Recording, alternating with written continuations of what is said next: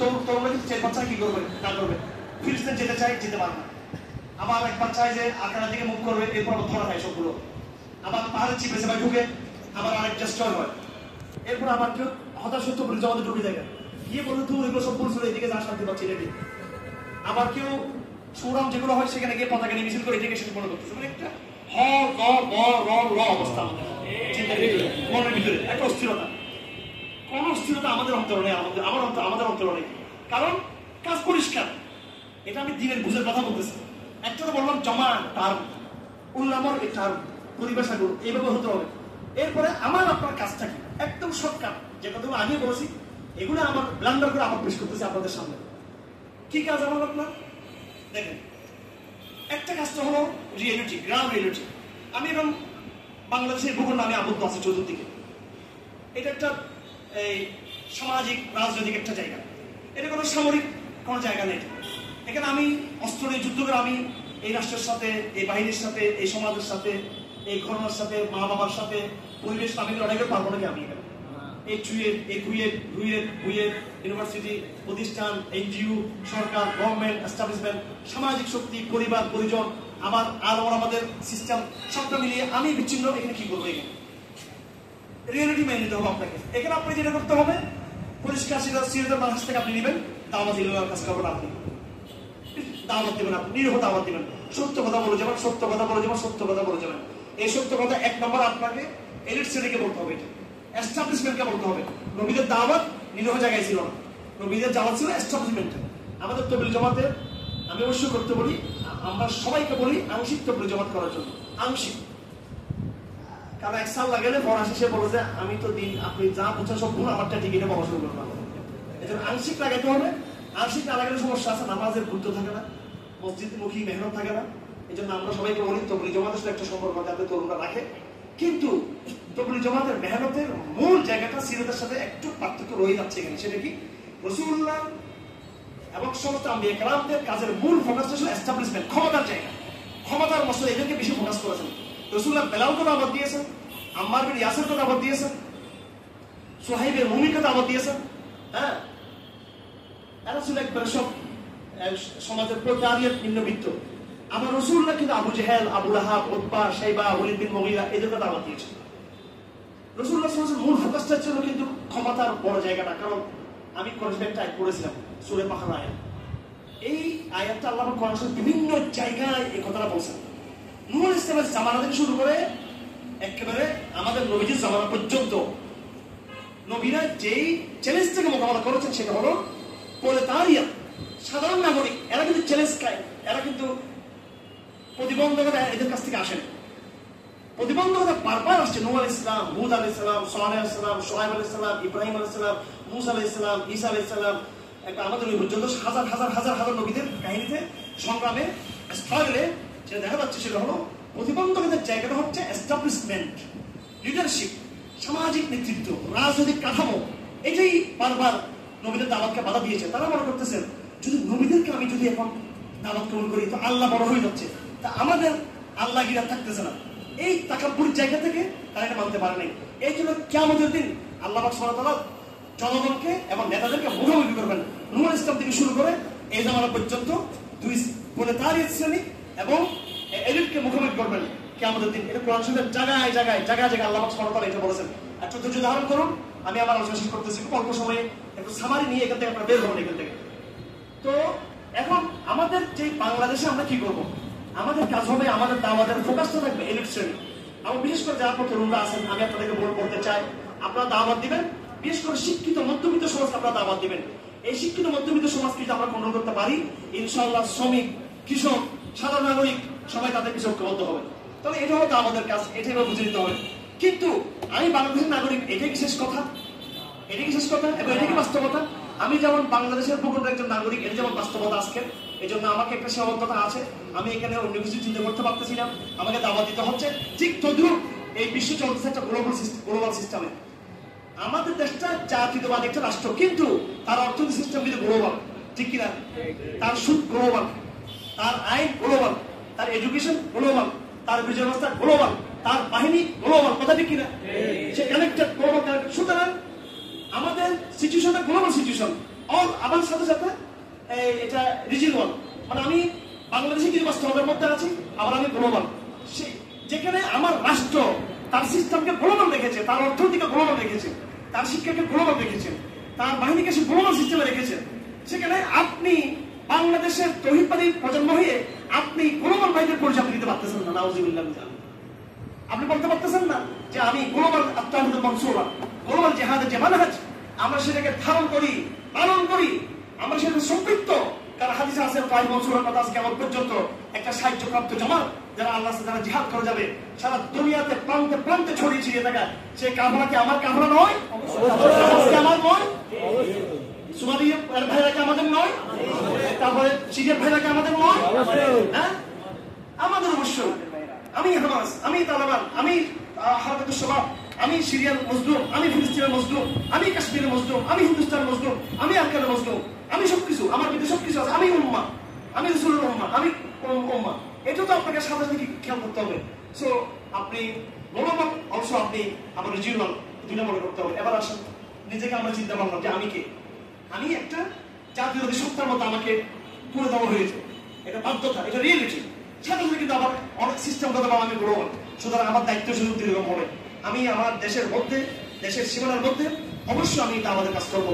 এখানে আমি সশস্ত্র আমি হবো না, কারণ ঘরের ভিতরে আমি কিভাবে আমি লড়াই করবো, কার সাথে লড়াই করবো? তার উদাহরণ হলো আমরা একটা বিল্ডিং এ রয়েছি, এই বিল্ডিং এর বাইরে ডাকাতরা আমাদেরকে খেলা করে আছে অস্ত্র শস্ত্র নিয়ে।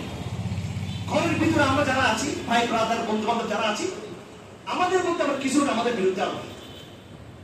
এখন আপনি একটা বন্দুক নিয়ে একটা গুলি বাইরে দুশোদেরকে করবেন, আর একটা গুলি ঘরের লোকদেরকে করবেন, এটা নাকি কৌশল? আপনার কৌশল কি হলো বলতে গেলে আপনার আপনার কৌশল হবে বাইরের শত্রুটা প্রায়োরিটি দেওয়া, কারণ এরা কখনো আমাকে ছাড় দিবে না।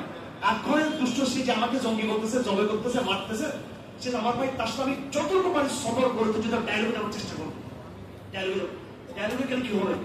ডায়লগে কি হবে জানেন? ডায়লগে গেলে কি হবে? এটা আগে বলছিলাম, আবু লাহাব আবু জাহেল ইসলাম আনবে না, কিন্তু ওমর খাত্তাব হামজা ইবনে আবদুল মুত্তালিব আপনাকে চলে আসবে।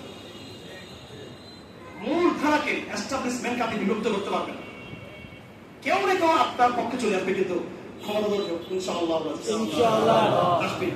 আবার ওই ক্ষমতাধরকে টুটি চিপে ধরবে। হামজা ইবনে আবদুল মুত্তালিব আবু জাহেলকে পিঠে দেখেছিল কিনা? বদর ময়দানে কে কার বিরুদ্ধে দাঁড়িয়েছিল বলুন আপনারা? কারা কার বিরুদ্ধে দাঁড়িয়েছিল?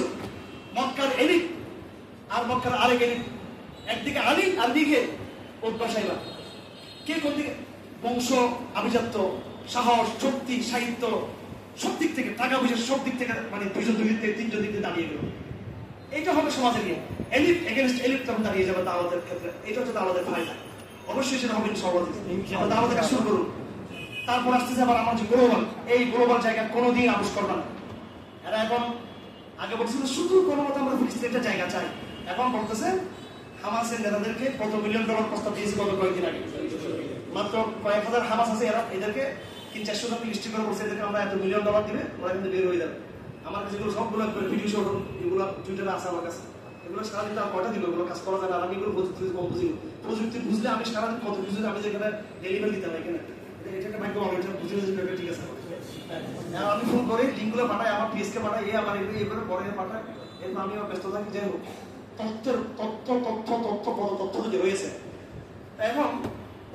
এখন তারা পুরো গাজা থেকে তারা কি করবে? এখন তারা দখল করবে তাদের স্বপ্ন, কিনা তাদের দুঃস্বপ্ন। আমার ভাইরা, তো এই যে এই জায়গাটা আমার দায়িত্ব আছে কিনা, ফিলিস্তিন কিনা আমার দায়িত্ব আছে কিনা? আমাদের আমার কাজটা আমাদের। সুতরাং আপনার দায়িত্ব দুটো, আপনি ঘরের টাকাদের সাথে ঘরের ভিতরে যারা আছে, এই যারা বিশ্বাসঘাতক, নিজের ভাই ব্রাদার মুনাফিকি যারা করতেছে, মুনাফিক প্রজন্ম, আপনি ওদের সাথে আপনি সশস্ত্র হতে পারবেন না। কিন্তু এদের সাথে আপনাকে দাওয়াতে ডায়লগ করতে হবে, দাওয়াতে ডায়লগ করে তাদের মধ্যে সমর্থন তৈরি করতে হবে, এবং ওই যে বাহির শক্তি যেটা, সেটা থেকে আপনার ফোকাস থাকতে হবে। সুতরাং আমাদের এই জমানার মিশন স্পষ্ট আমি আজকে বলে দিতে চাই, আমরা যারা দেশে বসবাস করবো, আমাদের মিশন দাওয়াতুল্লাহ, এবং সাথে সাথে আমরা উম্মাহ, আমরা আন্তর্জাতিক কমিউনিটি, আমরা তাই মনসুরা, আমাদের আন্তর্জাতিক মিশন জিহাদ ফি সাবিলিল্লাহ। শব্দ আছে, আমাদের আঞ্চলিক মিশন, আমাদের দেশীয় মিশন দাওয়াতুল্লাহ, আমাদের আন্তর্জাতিক মিশন কি? আর এই সব কিছুর জন্য সিরাতুর রাসূল আমাদের সামনে রয়েছে, সেটা আমরা বোঝার চেষ্টা করবো। আমার সর্বশেষ কথা হচ্ছে, ঠিক আছে, এখন পুরো অঞ্চল জুড়ে কোনো জমা নেই, পুরো অঞ্চল জুড়ে কোনো এরকম কামরা নাই, পুরো অঞ্চলে এখন আমির মুমিনিন নাই। এখন আমি কি করবো? তাই বলে আমি কি বেদাত হাসান দিকে চলে যাবো? হ্যাঁ, আমি কোন দিকে যাবো? আমি কি করবো এখন? এই মুহূর্তে আমার দায়িত্ব কি? এই মুহূর্তে আমার দায়িত্ব হলো আমরা চেষ্টা করবো ন্যূনতম বিশুদ্ধবাদী কাফেলা ব্যক্তি প্রতিষ্ঠান যেখানে আছে সেখানে আমরা একতাবদ্ধ হওয়ার চেষ্টা করবো ইনশাআল্লাহ। আজকের একটা বিশুদ্ধবাদী কাফেলা আগামী দিনে শক্তিশালী বৃহত্তর মূল ধারার মৌলিক কাফেলা করে হতে পারে ইনশাআল্লাহ। আমার ভাই, আমি আপনাকে আজান দিয়ে যাচ্ছি, আপনারা চিনার চেষ্টা করুন, ঠিকানাগুলোকে চিনার চেষ্টা করুন, আওয়াজগুলোকে ধরার চেষ্টা করুন, সঠিক সিদ্ধান্ত নেওয়ার চেষ্টা করুন। আল্লাহ আপনাকে হেদায়েত দিবে, আপনাকে বুঝিয়ে দিবে, আল্লাহ আপনার সহজ করে দিবেন ইনশাআল্লাহ। কিন্তু আমি যদি চেষ্টা না করি, আমি যদি কনফিউজ হয়ে যাই, তাহলে কিন্তু এটা আমার জন্য দুর্ভাগ্য ছাড়া কিছু না। আর আমরা কিছু করি বা না করি, আল্লাহ অবশ্যই আমাদের কি করবেন? বিজয় করবেন। আমি আরেকটা সময় এখানে যদি আসি কোনো সময়, সেটা রূপরেখাটা কিভাবে সেটা বলে দিচ্ছি। সেটা একটু লম্বা সময় নিয়ে কোনোটা বড় হলে এরকম কি বলে সেটাকে বোর্ড সেটা বাইরে বোর্ডে নিয়ে সেটাকে হোয়াইট বোর্ড নিয়ে, কিংবা ওই যে কি বলে এটাকে প্রজেক্টর দিয়ে যদি আমি তখন একটু আমাকে আরো কমপক্ষে মিনিমাম 2 থেকে 3 ঘন্টা সময় দিতে হবে লাগাতার, তারপর সেটা আমি পুরো জিনিসটা আরো খোলাসা করে দিব, বিভিন্ন প্রশ্ন উত্তর দিব। আমার সাথে আজকে আরো কিছু দাঁড়িয়ে এসেছিলেন, তারা অ্যাক্টিভ দাঁড়িয়ে আমাদের সব কিছু কনসেপ্টটা ক্লিয়ার, আমাদের বিষয়ে আমরা আমাদের কনসেপ্ট আলহামদুলিল্লাহ ক্লিয়ার করার চেষ্টা করছি আমরা। আমি অনুরোধ করবো যারা আমাদের ভাইরা ছোট ভাইরা আছেন, অন্তত আপনারা আমাদের রাস্তা রাখুন। আমি আপনাদের কিভাবে বুঝাবো যে আলহামদুলিল্লাহ আপনারা দোয়া, এই যে গত রমজান আমরা 30 থেকে 40 লক্ষ টাকা মজলুমদের কিছু সাহায্য করছি, আমরা শুধু কারাগার মজলুমদেরকে আমরা সাহায্য করছি। এবং এটা আপনাদের দোয়া আমি বলে ফেলি, একেবারে খুব ইমিডিয়েট কনসেপ্টের মধ্যে আমাদের সাথে হামাসের সাথে ওদের যে কাতারের যে ওদের যে হেডকোয়ার্টার রয়েছে ওটার সাথে সরাসরি যুক্ত হয়েছে। এবং আমাকে যে ওসামা হামদান কাতারে যিনি আছেন, উনি তার একজন ব্যক্তিকে পিএসকে সভাপতিকে বলছেন যোগাযোগ করার জন্য, এবং উনি আমাদেরকে বলছেন আমরা ফিলিস্তিনের জন্য যেন আমরা চাঁদা শুরু করি। এটা আমি এখন শুরু করি নাই, এটা আমি আরো নিশ্চিত হবো। আমার সাথে কথা হয়ে গেছে, বাকি আমি এখন টাকা পাঠানোর পদ্ধতি নাকি আমরা এতদিন পাঠিয়েছিলাম আমার ছোট ভাই আম্মার, তারপরে ফিলিস্তিনের পরিষদ যারা তুরস্ক আছে পুরো টাকা আমরা পাঠিয়েছি আলহামদুলিল্লাহ। বিগত 1 বছর আমি আর কোনো টাকা দিই না, এই টাকাটা আমি মুসলিমদের পিছনে আমি ব্যয় করেছি আলহামদুলিল্লাহ। আজকেও আমাদের একজন ভাইয়ের জামিন হয়েছে আলহামদুলিল্লাহ, আরো 20 বছর সে বাইরের কথা, আর 20 বছর বাইরের কথা আলহামদুলিল্লাহ বের হয়েছে। এবং প্রতিদিন আলহামদুলিল্লাহ আমাদের মুসলিমরা বের হচ্ছে, আমাদের বোনরা বের হচ্ছে, আমাদের মেয়েরা বের হচ্ছে, আমাদের অসহায়রা বের হচ্ছে, এরকম আলহামদুলিল্লাহ বিরাট কার্যক্রম। আবার এগুলো আমরা ধরেন রাষ্ট্রকেও আমরা একটা বোঝানোর চেষ্টা করি, দাওয়াত দিই। হ্যাঁ, আপনাকে একটু ব্যালেন্স রাখতে হবে, আপনাকে একটু দুই দিকে জিহাদের গরমও থাকতে হবে, দাওয়াতের গরম ফ্লেভার আপনাকে থাকতে হবে, দুটো থাকতে হবে, আপনাকে দুটোকে মিলাতে হবে। আমাদের বর্তমানে শুধু আমরা একটা হয়ে যাবে, একটা নরম নরম তবলিগের নরম হয়ে যেতে, আবার গরম গরম এখনই আমরা বাড়াবাড়ি শুরু করতে চাই, এটা না। কখনো গরম কখনো গরম দুটোই হতে হবে আমাদের।